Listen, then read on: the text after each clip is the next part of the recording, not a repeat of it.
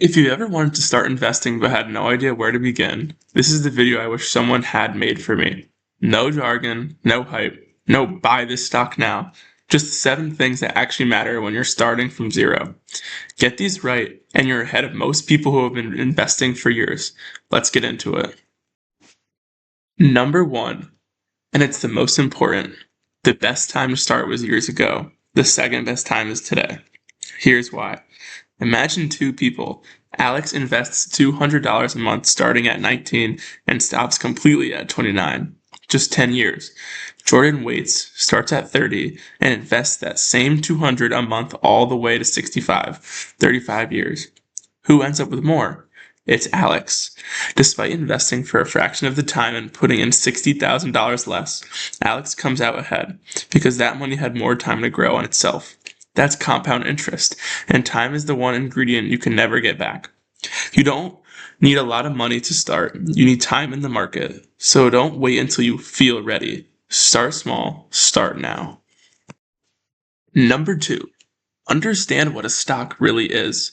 When you buy a share of a company, you're not buying a lottery ticket or a number on a screen. You're buying a tiny piece of ownership in a real business.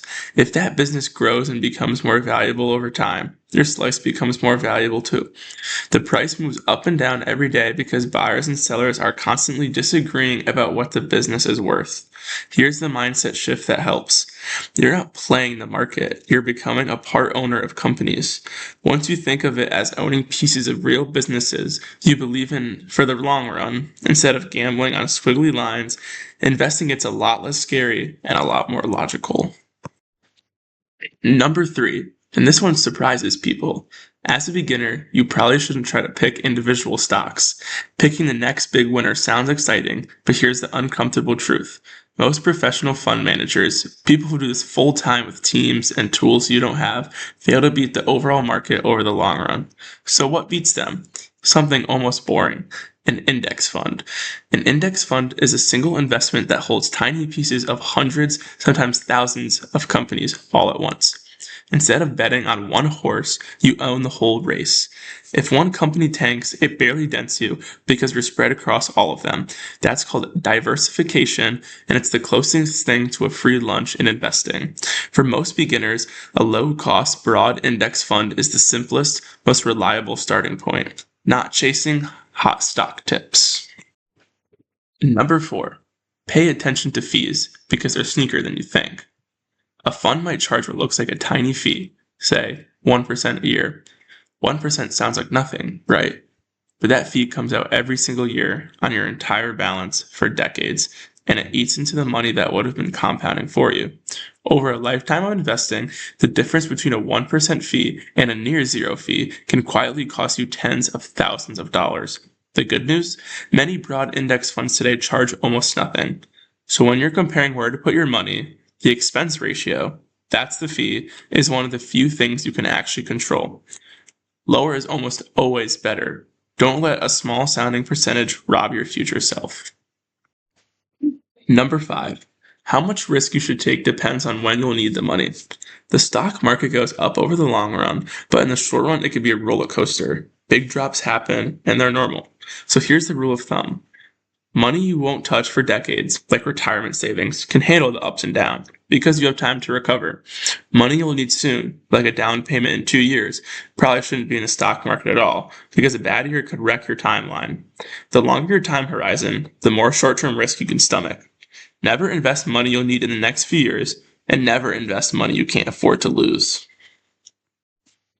Number 6, where you invest matters as much as what you invest in. Most beginners don't realize there are special accounts designed to help your money grow with way less tax dragging it down.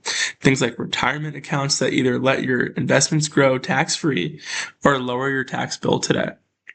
One of the easiest accounts before a regular taxable account is often one of the easiest free wins in personal finance because you're keeping more of your growth instead of handing a chunk to taxes every year. The specific accounts and rules depend on where you live and your situation, so it's worth a little research. But the principle is universal. Take the tax break before you skip it. Your future self will thank you. Number 7, and maybe the hardest, the biggest threat to your returns isn't the market, it's you. When prices crash, every instinct screams, sell, get out before it gets worse. When everything's booming, you feel like you should pour in more at the top. Both instincts lose people money. The investors who do well aren't the smartest, they're the calmest. They keep investing steadily through the ups and downs, they don't panic sell at the bottom, and they don't chase hype at the peak.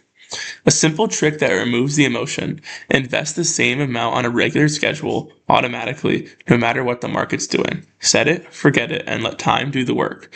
Boring and consistent beats exciting and reckless almost every time. So there you have it. Start now, know what you're buying, diversify with index funds, watch your fees, match your risk to your timeline, use the right accounts, and keep your emotions in check. Do these 7 things, and you're generally ahead of most people. I'm Stick Market. If this helped, subscribe and I'll keep breaking this stuff down so it actually makes sense. And remember, this is educational content, not financial advice. Always do your own